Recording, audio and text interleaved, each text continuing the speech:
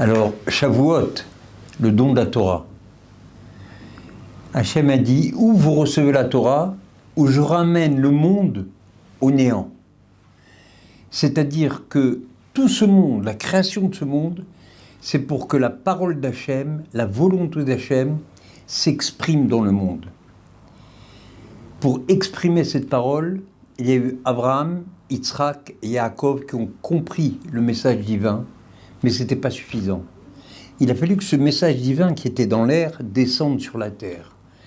Donc, Yaakov, qui a eu 12 fils, ces 12 fils sont rentrés en Mitzraïm au nombre de 70 Neshamot. Il y avait 70 personnes qui sont rentrées en Mitzraïm.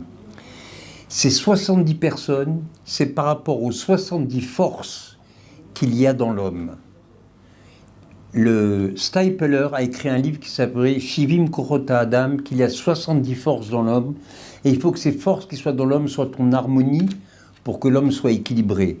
Avec cette théorie des 70 forces, il a guéri beaucoup de malades mentaux et des gens déséquilibrés. Donc ces 70 personnes sont rentrées en Mitzraïm. Ces 70 personnes, Klal Israël, qui était au début Klal Israël, ont exprimé la parole d'Hachem qui était dans le ciel. Mais cette parole d'Hachem, elle n'était pas encore bien définie. Il a fallu le don de la Torah. Le don de la Torah, c'est l'expression de la volonté d'Hachem dans le monde. Qu'est-ce qu'attend Hachem de l'homme dans le monde? Par rapport à ces 70 forces qu'il y a dans l'homme, il y a 70 nations. Ces 70 nations, chacune, elle représente une de ces forces, elle exacerbe une de ces forces, et ça fait qu'il y a 70 possibilités de comprendre qui correspondent aux 70 forces qu'il y a dans l'homme.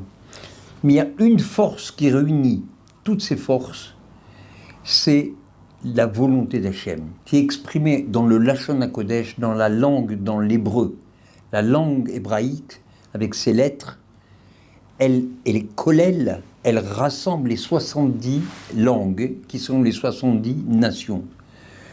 Donc en fait, pour réussir à faire la réparation des 70 nations, quand on dit réparer les autres, c'est pas réparer les autres eux-mêmes, c'est réparer l'étincelle des autres qui est en nous. Chacun de nous, il a en lui une des forces des 70 nations. Et en recevant la Torah, il fait un accord entre ces 70 forces, il les règle ensemble, il leur donne un équilibre et il met en place la volonté d'Hachem en lui. En fait, c'est ce que dit le Baal Shem Tov. Le'olam Hashem devarecha nitzav bashamayim. Le'olam Hashem devarecha nitzav bashamayim. Toujours éternellement, Hashem, ta parole, elle se trouve dans le ciel. Ça veut dire que les 10 commandements, ils sont encore dans le ciel et ils sont encore exprimés. Moshe Rabbeinu a transmis ces 70 formes d'expliquer la volonté d'Hachem en une parole, dans ces 10 paroles qui sont une langue, qui est le Lashon HaKodesh, l'hébreu, la langue hébraïque. C'est pour ça d'ailleurs que les Bnei Israël, ils ont dit, on ne veut pas entendre d'Hachem, parce que dans la volonté, dans les paroles, le dévoilement d'Hachem, il y a 70 façons de comprendre, mais Moshe Rabbeinu, qui lui avait compris la volonté d'Hachem, l'a transmis dans le Lashon HaKodesh, dans une forme de comprendre. Il voulait entendre de Moshe Rabbeinu. C'est une des façons d'expliquer pourquoi le Klal Israël ne voulait pas recevoir d'Hachem, mais recevoir de Moshe. Moshe, c'est comme le Rav, c'est comme le Tzaddik, qui amène la parole à l'homme. Donc en fait, tout le travail du Klal Israël, c'est de réussir à amener au monde cette parole d'Hachem, qui est là pour faire le shalom dans le monde, qui est là pour faire l'équilibre entre les 70 forces qu'il y a dans l'homme et les 70 forces qu'il y a dans le monde. Hachem, pour tester le Klal Israël, il leur a demandé d'accepter quelque chose qui est contre leur nature. C'est quoi la nature fondamentale du juif? C'est de vouloir tout comprendre. Je veux tout expliquer, je veux tout comprendre. Hachem, il leur a dit, première chose, il faut accepter Naaseh Venishma. Je fais et après je comprends. Quand le Klal Israël a accepté Naaseh Venishma, il a mérité de recevoir la Torah, de recevoir cette parole d'Hachem. Mais maintenant qu'on a reçu cette parole d'Hachem, ça ne suffit pas. Il faut la distribuer dans le monde.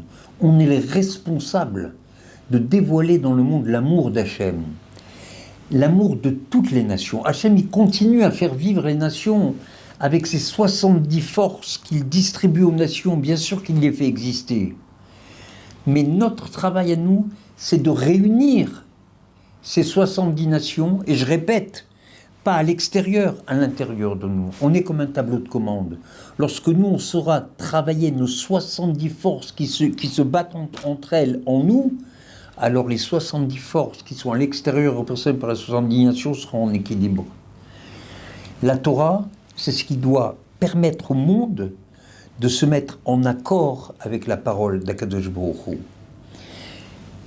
Aujourd'hui, on voit qu'il se passe beaucoup de choses, beaucoup de choses. Et sans arrêt, Akadosh Baruch Hu, il veut le shalom. Akadosh Baruch Hu, il veut que le Klal Israël se lie, que toutes les forces qui sont représentées donc par les différentes formes de façon d'être juif, elles doivent toutes être ensemble, une ardoute, une grande force. On doit tous se réunir, abandonner les différences. Il faut trouver le point commun. Le point commun, c'est l'amour. Quand on aime, on ne compte pas. Si on réussit à comprendre l'amour d'Hachem qu'il nous transmet dans sa Torah, alors c'est ça le Mashiach.